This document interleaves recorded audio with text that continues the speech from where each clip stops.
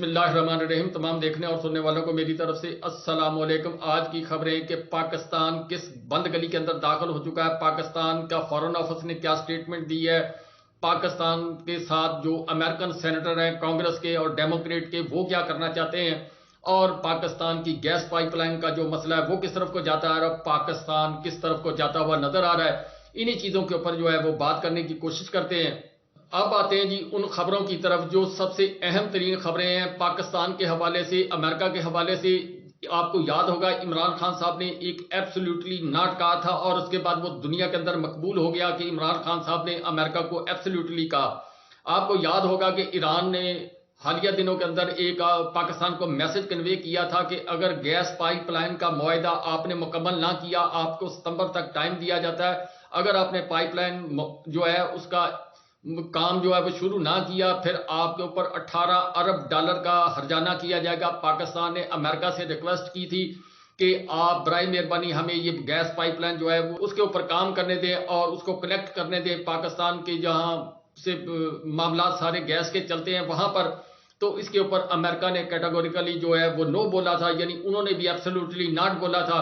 اس کے اوپر پاکستان کی جو انتظامیہ جو پاکستان کے کرتا دھرتا انہوں نے ان کو یقین دہانی کرانے کی کوشش کی تھی کہ ہم جو ہے معاملات کو پراپر طریقے سے ہینڈل کریں گے, آپ کو بھی خوش رکھیں گے, ایران کو بھی خوش رکھیں گے, لیکن ہماری پسلی اس وقت اتنی نہیں ہے ہم 18 ارب ڈالر ایران کو ادا کر سکیں ہر جانے کے طور پر, مگر امریکہ نے ان کی نہ مانی.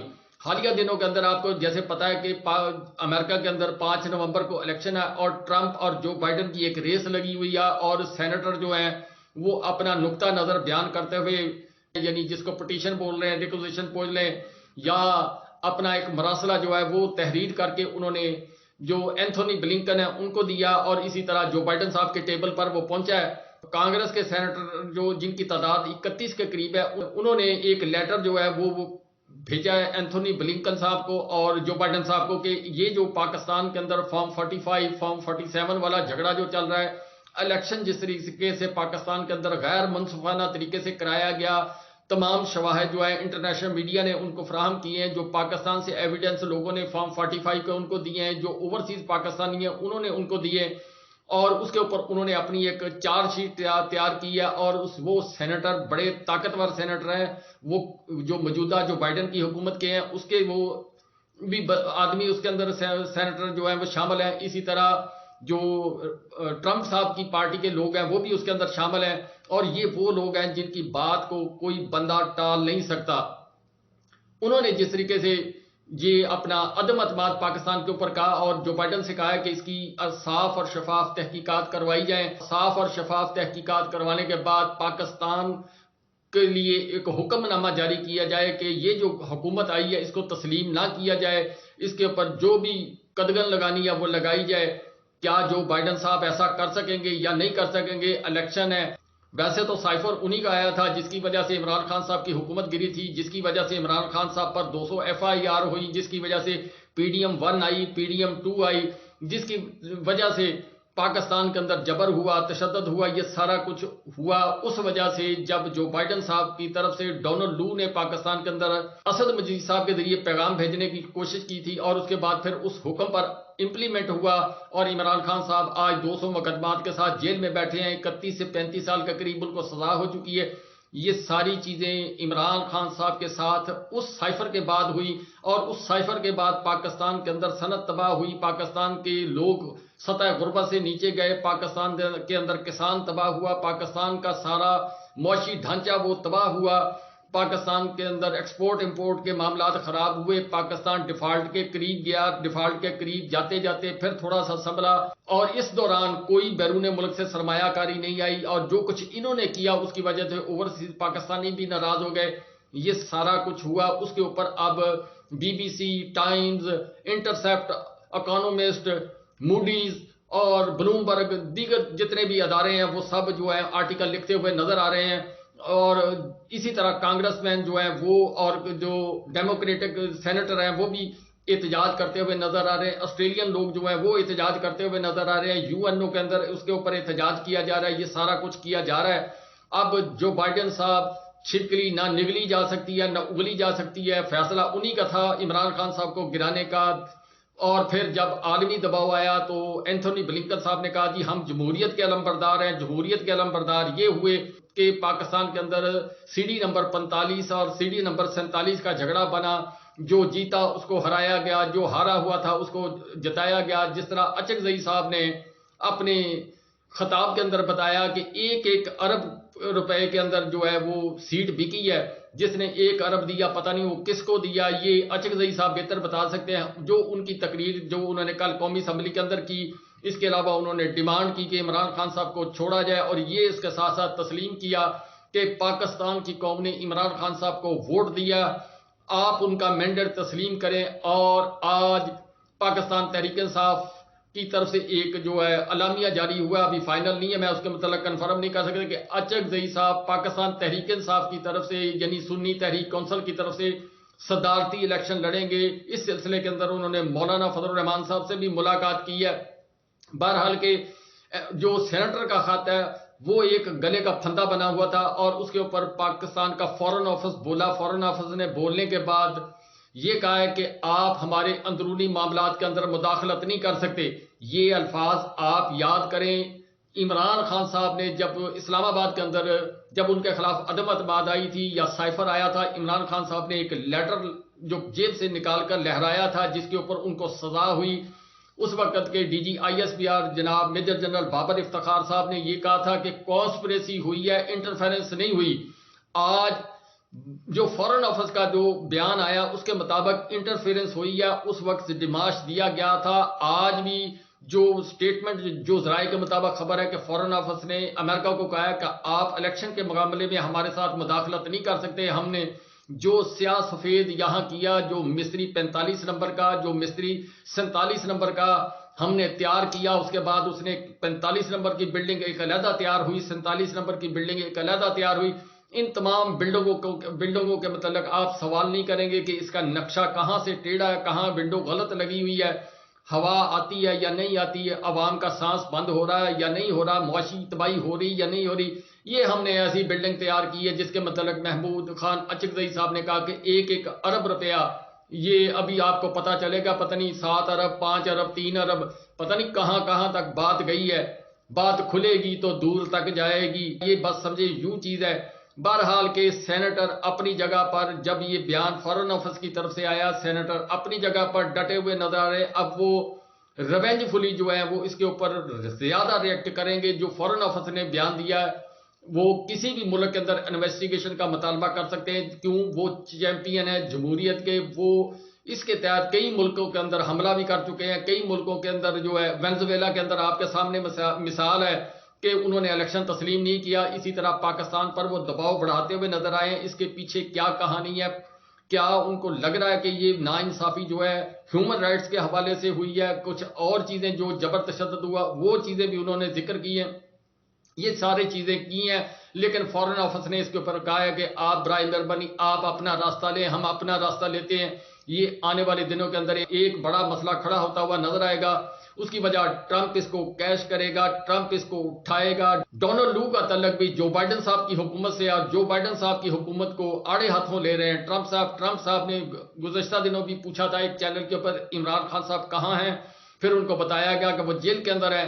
تو اس وقت بھی انہوں نے چند خاص لوگوں کا نام لیا تھا. یہ چیز ہوئی ہے. اب سوال یہ پیدا ہوتا ہے کیا پدی اور کیا پدی کا شوربہ. جب عمران خان صاحب نے ایبسلیوٹلی ناٹ کہا تھا اور انہوں نے کہا تھا کہ کوئی غیر ملک ہمارے معاملات کے اندر مداخلت نہیں کر سکتا, تو عمران خان صاحب کو اس سائفر کا بیانیے کے اوپر جو سزا دی گئی 14 سال یا 15 سال جو بھی دی گئی ہے, کیا اب وہی عمل دوبارہ دہرایا گیا یا نہیں دہرایا گیا. یہ جس طرح میں نے کہانی بتائی ہے آپ کو, اسی طرح کی کہانی ہے کہ گھڑی گھڑی کا شور کرتے رہے. آج گھڑی والا جو عمر فاروق ظہور وہ خود ہی چور نکلا, اور ایف آئی اے کو تحقیقات کا حکم جسٹس میاں ارباب طاہر صاحب نے جو ہے اس کے متعلق دے دیا ہے, وہ میں نے بیان کر دی ہے. یہ ہوا ہے. اب یہ چیز کو اگر دیکھا جائے تو بات کہاں تک جائے گی، بات اور بڑھے گی، آئی ایم ایف کیا فیصلہ کرے گا، آسٹریلیا کیا فیصلہ کرے گا، سینیٹر یہ جو سینیٹر ہیں یہ کیا فیصلہ کریں گے، اگر تحقیقات کروائی گئیں تو معاملہ اتنا بڑھ جائے گا کہ ہر بندے کے پاس جو متاثرہ فریق ہے اس کے پاس فارم 45 جو ہے اوریجنل جو وہ پڑے ہوئے ہیں، اور ان کے پاس ابھی تک نہیں ہے، بلکہ ایون کہ الیکشن کمیشن صاحب جو ہیں انہوں نے اپنی ویب سائٹ پر اپلوڈ نہیں کیے آج کے دن تک۔ یہ سارا کام وہ تحقیقات کریں گے تو یہ منظر عام پر آئے گا، جب منظر عام پر آئے گا پھر اس کے اوپر وہ آواز اٹھائیں گے، اور پھر اس آواز اٹھانے کے چکر کے بعد پھر اگلی وہ ڈیمانڈ کریں گے، یا پاکستان پر پابندیاں لگائیں گے یا پاکستان کو دبائیں گے۔ یہ سارے کام کرتے ہوئے آپ کو نظر آئیں گے، اور آنے والے دنوں کے اندر اگر جو بائیڈن صاحب کی حکومت چلے گی جو جاتی ہوئی نظر آ رہی ہے، جس طرح عمران خان صاحب پاکستان کے اندر اس وقت 76 سے 80% تک مقبولیت رکھتے ہیں، ٹرمپ 76% جو حالیہ سروے ہے اس کے مطابق ٹرمپ جو ہے وہ 76% جو ہے مقبولیت رکھتا ہے۔ بہرحال کہ ایک خبر یہ ہو گئی، اور دوسری خبر یہ ہے کہ ایران کے ساتھ جو معاملات میں نے جس طرح آپ کو بتایا، گیس پائپ لائن والا مسئلہ جو ہے وہ کھڑا ہو گیا ہے۔ اگر پاکستان گیس لیتا ہے تو سینکشن لگتی ہیں، اگر پاکستان گیس نہیں لیتا تو 18 ارب ڈالر پاکستان کو دینے پڑیں گے، اور ایران کے پیچھے چائنا، رشیا، جس سے اس کے گہرے مراسم، بھارت کے ساتھ اس کے گہرے مراسم، پاکستان ہر طرف سے گھر چکا، افغانستان کی سٹیٹمنٹ آپ کے سامنے موجود، ایران کی سٹیٹمنٹ آپ کے سامنے موجود، بھارت آپ کے متعلق کہہ رہا ہے کہ اب ہمیں کوئی ان کے متعلق سوچنے کی ضرورت نہیں ہے، اپنے وزن سے خود ہی گر جائیں گے۔ اجیت ڈوبل اور راج ناتھ سنگھ کے سٹیٹمنٹ جو کشمیر اور گلگت بلتستان کے متعلق، یعنی ہم نے خود کو ایک دائرے کے اندر بند کر دیا، اب آئی ایم ایف کے اوپر دباؤ پوری دنیا کا کہ ان کو جو ہے معاملات کو یہ صحیح طریقے سے ہینڈل نہیں کرتے، وہ کیا فیصلہ کرتی ہے۔ مارچ کے اندر یہ جو ایگریمنٹ ہے، یہ جو ابھی ہوا زمان پارک میں منظوری کے بعد 3 قسطیں ملی تھی، وہ 3 قسطیں جو ہیں ان کا ٹینیور ختم ہو چکا، نیکسٹ جو ہے نئی حکومت چلانے کے لیے، معاملات کو آگے لے کر جانے کے لیے، پاکستان کا نظام چلانے کے لیے، تنخواہیں دینے کے لیے لوگوں کو نئے پیکج کی ضرورت ہے، جو 6 ارب کے قریب یہ ڈیمانڈ کر رہے ہیں، 6 سے 8 ارب ڈالر جو ہے وہ ہمیں دیا جائے۔ کیا آئی ایم ایف ان کے جو طور طریقے یا امریکن سینٹرز کا دباؤ دیکھ کر یا آنے والا ٹرمپ دیکھ کر وہ کیا فیصلہ کرتی ہے، آئی ایم ایف اپنا فیصلہ کیا سوچتی ہے، یہ بہت سارے سوالات ہیں جن کا جواب نہ ان کے پاس اور نہ آنے والی حکومت کے پاس۔ جائیں گے تو کدھر جائیں گے؟ اگر امریکہ کے سینیٹر ڈٹ گئے، امریکہ سے کوئی پابندی لگ گئی، انویسٹیگیشن ہونا شروع ہو گئی، چائنا جس کو انہوں نے دھکے دے کر باہر نکالا، کیا چائنا پاکستان کو تسلیم کرے گا؟ کیا امریکہ پاکستان کی اس گورنمنٹ کو تسلیم کرے گا؟ اگر امریکہ اور چائنا پاکستان کی یہ جو حکومت ہے اس کو تسلیم نہیں کرتے، کیا سعودی عرب انویسٹمنٹ کرے گا؟ کیا دبئی یہاں پر انویسٹمنٹ کرے گا؟ کیا ترکی پاکستان کے ساتھ روابط بحال رکھے گا جو یورپی یونین کا ممبر ہے؟ اور جس وقت امریکہ نے کوئی فیصلہ کرنا، یورپی یونین بھی اسی طرف جائے گی جس طرف امریکہ کا فیصلہ ہوگا یا امریکہ کا ٹلٹ ہوگا۔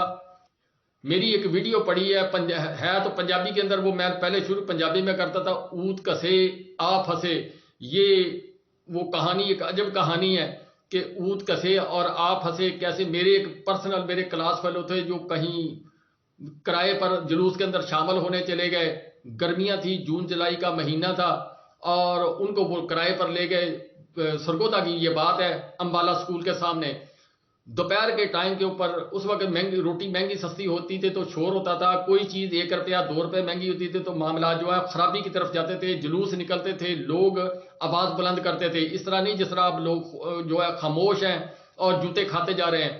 بہرحال کہ وہ گئے بیچارے، جب انہوں نے کہا جی کہ روٹیاں گلے میں ڈال کر آپ یہ گرم سڑک کے اوپر لیٹ جائیں، اور لیٹنے کے بعد آپ شور ڈالیں، نعرہ تھا ان کا خون سستا روٹی مہنگی، اسی طرح کو کچھ نعرہ تھا، بہرحال کہ جو وہ لگانے کے وہ لیٹ گئے۔ اب گرم زمین، جون جولائی کا اور سرگودے کی گرمی، تو لوگ کہیں خون سستا روٹی مہنگی، وہ کہیں اونت کسے آپ پھنسے۔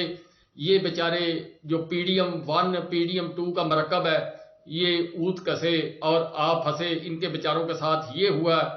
اب معاملات آگے کس طرف کو جائیں گے، حالات کس طرف کو جائیں گے؟ پاکستان ایک بند گلی کے اندر داخل ہو چکا ہے، جس طرح کا جبر تشدد کیا جا رہا ہے، جس طرح کا نظام چلانے کی کوشش کی جا رہی ہے. یہ ہم 1971 کی طرف جو ہے ریورس گیئر لگاتے ہوئے نظر آ رہے ہیں. علی امین گنڈا کپور صاحب جو ہے ان کا متعلق جو خبریں آ رہی ہیں کہ ان کو گرفتار کیا جائے. اگر ایسا ہوا پھر KPK کے اندر ایک بہت بڑا طوفان اٹھنے کا ڈر ہے، اور جو ایک انٹرنیشنل سازش کے تحت یہ ان سے کام کروانے کے چکر میں ہے.